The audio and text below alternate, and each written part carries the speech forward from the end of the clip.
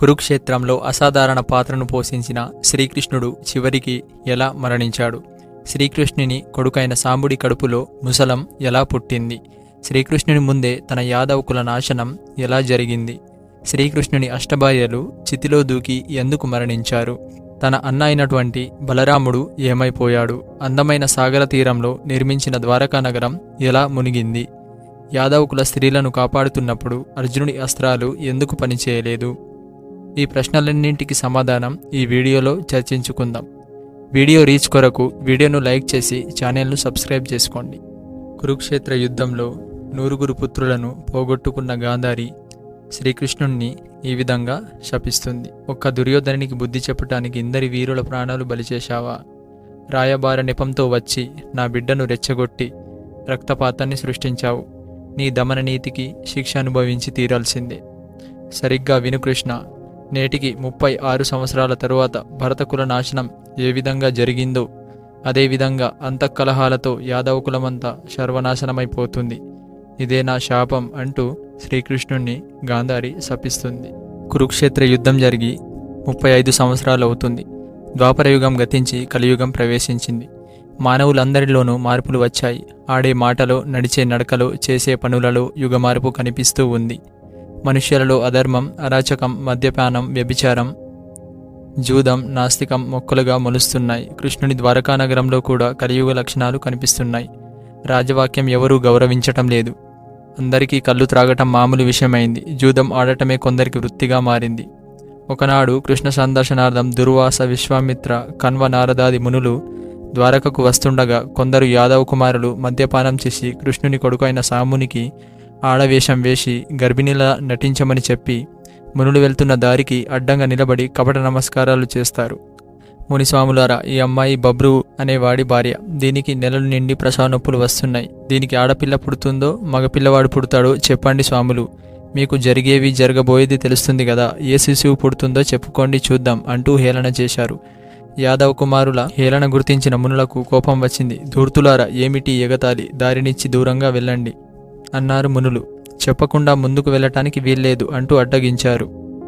మునులందరికీ కోపం వచ్చింది. అప్పుడు దుర్వాస మహర్షి, గౌరవహీనులారా, తాపస్సులతో తారాటల, దీనికి ఆడపిల్ల పుట్టదు, మగపిల్ల పుట్టదు. వీడి కడుపున ముసలం పుడుతుంది. యాదవులందరూ త్రాగబోతులై అంతఃకలహంతో అంతరించిపోతారు అని శపించి తిరిగి వెళ్ళిపోయారు. మరునాటి ఉదయమే సాంబుని కడుపు నుండి తేజోవంతమైన ఒక ముసలం పుట్టింది. పుడుతూనే సాంబుడు చచ్చిపోయాడు. ఆ ముసలాన్ని తీసుకొని కృష్ణుని వద్దకు వచ్చి జరిగినదంతా వివరించారు యాదవులు. యాదవకుల నాశనం సమీపిస్తున్నదని గుర్తించాడు కృష్ణుడు. బలరాముడు ఈ ముసలాన్ని తీసుకొని వెళ్లి అరగదీసి పొడిచేసి సముద్రంలో కలపండి అని భటులకు ఆజ్ఞాపిస్తాడు. మరునాడే ద్వారకా రాజ్యంలో రాజశాసనం వెలువడుతుంది. ఇక నుండి ద్వారకలో ఎవరూ మద్యం త్రాగరాదు అంటూ శాసనం చేయించి రాజ్యమంతా దండోర వేశారు. కృష్ణుని శాసనాన్ని ధిక్కరిస్తూ కృతవర్మ మద్యపాన ప్రియులందరినీ ఒక సమూహంగా కూడగడతాడు. కారణమేంటంటే కురుపాండవ యుద్ధంలో దుర్యోధనుని తరపున కృతవర్మ యుద్ధం చేస్తాడు. కృష్ణుడు పాండవ ప్రియుడైన కురువీరులందరికీ చంపించాడని కృతవర్మ కృష్ణదేశం పెంచుకున్నాడు. కురుపాండవ యుద్ధానికి ముందు అర్జున దుర్యోధనుడు కృష్ణ సహాయానికి వచ్చినప్పుడు 10,000 యాదవ వీరులను దుర్యోధనుడికి ఇచ్చాడు కృష్ణుడు. ఆ 10,000 వీరులకు కృతవర్మ నాయకుడు. కురుక్షేత్ర యుద్ధం ముగిసిన నాటి నుండి కృతవర్మ దుర్యోధనుని అభిమానిగా మారిపోయి కృష్ణద్వేషం పెంచుకున్నాడు. ఎవరూ మద్యం త్రాగరాదని కృష్ణుడు శాసనం చేసిన కృతవర్మ బంధుమిత్రులు కొందరు మద్యాన్ని అన్నంలో కలిపి తినటం మొదలుపెట్టారు. అదేమిటని ప్రశ్నించిన వారందరితో, మేము మద్యాన్ని త్రాగటం లేదు, తింటున్నాం. త్రాగరాదని శాసనం చేశారు గాని తినరాదని శాసనం చేయలేదు గదా, అందుకే మజ్జిగ మానివేసి మద్యం కలుపుకొని అన్నం తింటున్నాం అంటూ బదులు చెప్పేవాడు కృతవర్మ. యాదవుల ప్రవర్తనకు కృష్ణుడు ఎంతగానో బాధపడ్డాడు. అనిరుద్ధుడు, ప్రద్యుమ్నుడు, సాంబుడు మొదలైన కృష్ణుని సంతతి వారే కృష్ణుని విమర్శించడం, మాట వినకపోవటం చూసి కృష్ణుడు ఎంతగానో కలత చెందేవాడు. కలియుగ ప్రభావానికి అందరూ లొంగిపోతున్నట్లుగా గ్రహించాడు. కలియుగమే ఇలా ఉంటే మునుముందు ఏ విధంగా ఉంటుందో గదా అనుకున్నాడు. దుర్వాస, గాంధారి శాపాలు గుర్తుకు వచ్చాయి. ఒకనాడు బలరామునితో శ్రీకృష్ణుడు ఈ విధంగా చెబుతాడు. సర్వమానవ జీవుల్లో కలిదేవుడు ప్రవేశించి ఉన్నాడు. కలియుగ ధర్మాన్ని గౌరవించటమే మన కర్తవ్యం. రాబోయే పున్నమికి రైవతాద్రి తీరాన జరిగే జాతరకు సమస్త యాదవులను పాల్గొనవలసిందిగా చాటింపు వేయించు. స్త్రీలు, వృద్ధులు, పసిపిల్లలు తప్ప అందరూ విధిగా పాల్గొనవలసిన అవసరం ఉందని ప్రతి పల్లెకు దండోర వేయించు. అన్నయ్య, యాదవ కుల నాశనం జరగబోతున్నది. ఈ ద్వారకా నగరం సముద్రం పాలు కాబోతున్నది. మనిద్దరి జన్మకార్యం పరిసమాప్తం కానుంది. ఇంతకాలం పెంచుకున్న బంధాలు అనుబంధాలు తెగిపోయే సమయం రాబోతున్నది. యాదవ కుల పరిసమాప్తి కాబోయే సమయం వచ్చింది. దుర్వాసముని శాపం, గాంధారి శాపం కలిసి జ్వలించబోతున్నాయి అని చెప్పి కృష్ణుడు మరునాటి ఉదయం తన ఆప్తసారథి అయిన దారకుణ్ణి పిలిచి, దారుక, రాబోయే పాడ్యమి నాటికి ద్వారకకు రావాల్సిందిగా అర్జునునికి నా మాటగా తెలియపరిచి నీవు వెంటనే తిరిగి రావాలి అని చెప్పి దారకుణ్ణి హస్తినపురానికి పంపిస్తాడు. సముద్ర తీరాన ఉన్న రైవతాద్రిలో జరిగే పున్నమి జాతరకు అందరూ రావాలన్న చాటింపు వినగానే కృష్ణుడంటే గిట్టని కృతవర్మ మొదలైన వారందరూ కృష్ణుడేదో గూడుపటాన్ని చేయనున్నాడని సందేహపడ్డారు. ఎవరికీ తెలియకుండా జాతర జరగబోతున్న ప్రాంతానికి దగ్గరగా బండ్ల కొలది ఆయుధాలను తెచ్చి దాచి ఉంచుతారు. సాంబుడికి పుట్టిన ముసలాన్ని పొడిపొడిగా చేసి సముద్రంలో కలిపారు గదా, ఆ కలిపిన పొడి తుంగ మొక్కలుగా మొలిచింది. ఈ తుంగ మొక్కలే యాదవుల పాలిట ఆయుధాలుగా మారనున్నాయని ఎవరికీ తెలియదు. మృత్యుదేవత యాదవ కుల నాశనం కోసం ఎదురు చూస్తుంది.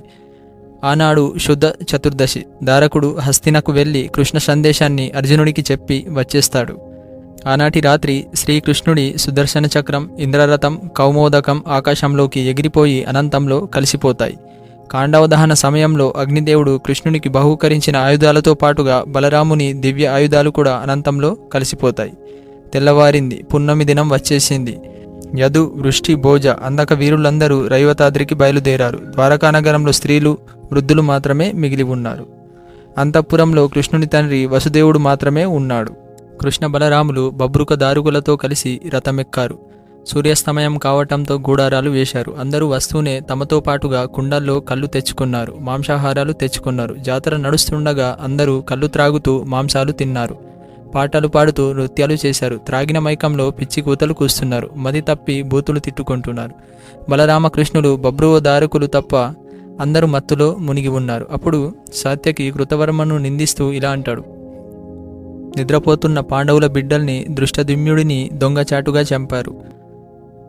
ఆడబిడ్డలు కూడా మీలాంటి పని చేయరు కదా కృతవర్మ అని అంటాడు. అప్పుడు కృతవర్మ ఇలా అంటాడు: 2 చేతులు తెగిపోయి అసహాయకుడుగా ఉన్న సోమదత్తుడి తల నరికిన వీరాది వీరుడు నువ్వు. నీ గొప్పతనం తెలియని వాళ్లకు చెప్పుకో, నా ముందు మాట్లాడితే నీ ప్రాణం తీస్తాను అని అంటాడు. ఇద్దరికీ మాటకు మాట పెరుగుతుంది. కృతవర్మ మళ్ళీ ఇలా అంటాడు: ఒరే సాత్యకి, నువ్వు కృష్ణుడికి దాసుడివి. ఆ కృష్ణుడు ఏమంత గొప్పవాడు కాదు. సత్రాజిత్తు తమ్ముడిని చంపి శమంతకమణిని కాజేసిన దొంగ ఆ శ్రీకృష్ణుడు. ఆ దొంగకు ఈ దొంగ ఒక తోడంట అని కృతవర్మ శ్రీకృష్ణుణ్ణి నిందిస్తాడు. అప్పుడు కృతవర్మ కృష్ణుణ్ణి నిందించటంతో చెలరేగిపోతాడు సాత్యకి. ఒరే కృతవర్మ, అప్పుడు చేతులు త్రెగిన సోమదత్తుడిని చంపాను, ఇప్పుడు 2 చేతులు ఉన్న నిన్ను చంపుతాను అంటూ కత్తి తీసుకుని ఒక్క దెబ్బతో కృతవర్మ తలను తాటికాయలా నరికేస్తాడు సాత్యకి. ఇక మొదలైంది కలహం.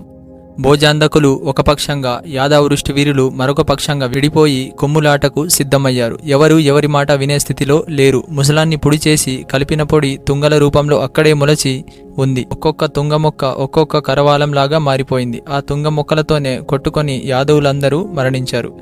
దారకుడు, బబ్రువు మాత్రం మిగిలారు. యాదవుల దేహాలు కుప్పలు కుప్పలుగా పడిపోయాయి. కాస్త సమయంలోనే ఇంత జరిగిపోయింది. విధి ఎంతటి నిర్దయగలది. అందుకేనేమో నారాయణ స్వరూపుడైన వాసుదేవుడు కూడా మిన్నకుండిపోయాడు. కాలం ఎవరికైనా ఒకటే.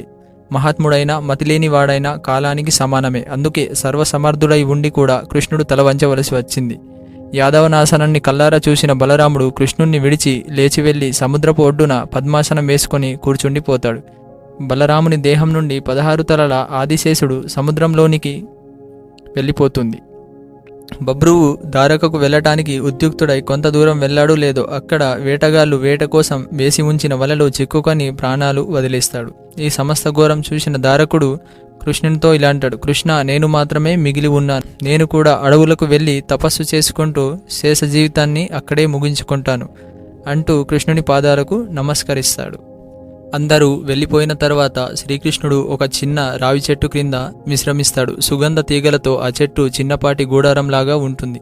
కృష్ణుడు ఆలోచిస్తూ ఉంటాడు. నవరసభరితమైన కృష్ణ హృదయం ఇప్పుడు శూన్యమయంగా ఉంది. ఇంతలో జర అనే బోయవాడు వేట కోసం వెతుకుతూ వెళుతున్నాడు. చెట్టు గుబురులో ఏదో మృగం ఉన్నట్లు భ్రాంతి పడతాడు. కృష్ణ మృగం జింక ఉండి ఉంటుందని నిశ్చయించుకొని గుబురికి దూరంగా నిలబడి ఒక బాణాన్ని సూటిగా విసురుతాడు. అమ్మా అనే శబ్దం వినిపించేసరికి భయపడుతూ పరిగెత్తుకుంటూ వచ్చి కృష్ణుణ్ణి చూస్తాడు. బోయవాడు వదిలిన బాణం కృష్ణుని కాలిలోనికి దిగిపోతుంది. స్వామి, ఏదో జింకపిల్ల ఉందనుకొని బాణం వేశానయ్యా. అన్యాయం జరిగిపోయింది. నిజంగా ఈ చెట్టు గుబురులో మనిషి ఉంటాడని నేను అనుకోలేదు అంటూ బావురుమని ఏడుస్తూ దిక్కులు చూస్తున్నాడు. కృష్ణుడు వానికి భయపడవద్దని ధైర్యం చెబుతూ, బోయ, గత జన్మలో నేను నిన్ను చెట్టుచాటు నుండి వధించాను. ఈ జన్మలో చెట్టుచాటున ఉన్న నన్ను వధించావు. నీకేమీ భయం లేదు. ద్వారకానగరం వెళ్ళి ఈ విషయం అందరికీ తెలియజేయు అని చెప్పి ఆ బోయను ద్వారకకు పంపిస్తాడు శ్రీకృష్ణుడు. అప్పుడు శ్రీకృష్ణుని ప్రాణాలు అనంతంలో కలిసిపోతాయి. అప్పుడే హస్తినాపురం నుండి అర్జునుడు ద్వారకా నగరానికి వస్తాడు. జనసంచారమే లేని ద్వారకను చూసి అర్జునుడు కలవరపడి పోతాడు. పరుగున వెళ్లి వసుదేవుణ్ణి కలుసుకుంటాడు. అర్జునుడు తడారిపోయిన గొంతుతో, ఏం జరిగింది మామా అని అడుగుతాడు. బలరామకృష్ణులు వెళ్ళిపోయారయ్యా, నేను నీకోసమే ఎదురు చూస్తున్నాను. కృష్ణుడు రైవతాద్రికి వెళుతూ నీవు వస్తున్నావని నీకొక మాట చెప్పమని చెప్పాడు. అర్జున, ద్వారకానగరం సముద్రంలో మునిగిపోతుందట. సమస్త స్త్రీ బాల వృద్ధులను హస్తినపురానికి చేర్చమని చెప్పాడు. ఇది చెప్పటానికే నేనింకా ప్రాణాలతో ఉన్నాను. అప్పుడు అర్జునుడు, ద్వారకానగరం సముద్రంలో కలిసిపోతుందా? అవును అర్జున, ఇంకా సముద్రం పాలు కావటానికి వారం రోజులు మాత్రమే వ్యవధి ఉంది. తన మిత్రుడు, తన గురువు, తన బంధువు, తన రక్షకుడు, తన జీవన సారథి అయిన శ్రీకృష్ణుడు మరణించాడన్న వార్త వినగానే అచేతనుడైపోయాడు అర్జునుడు. నిల్చున్నవాడు నిల్చున్నట్లుగానే క్రిందకు కూలిపోయి వెక్కి వెక్కి ఏడ్చి మూర్ఛపోయాడు. అర్జునుడు ఆ రాత్రి అంతా మూర్ఛలోనే ఉండిపోతాడు. అప్పుడు తెల్లవారుతుంది. స్పృహ వచ్చి చూసేసరికి వసుదేవుడు ప్రాయోప్రవేశం చేసి మరణించి ఉంటాడు. కృష్ణుని ఆదేశాన్ని గుర్తు తెచ్చుకొని గబాలున లేస్తాడు అర్జునుడు.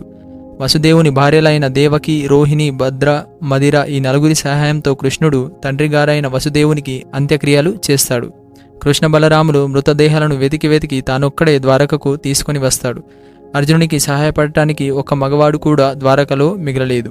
మంచి గంధపు కట్టెలు తెచ్చి ఆవు నేతితో తడిపి చితి పేరుస్తాడు అర్జునుడు. కన్నీరు కార్చుతూనే కర్తవ్యాన్ని నిర్వహిస్తాడు అర్జునుడు. కృష్ణ బలరాముల భార్యలందరూ అంతిమ నమస్కారాలు చేస్తారు.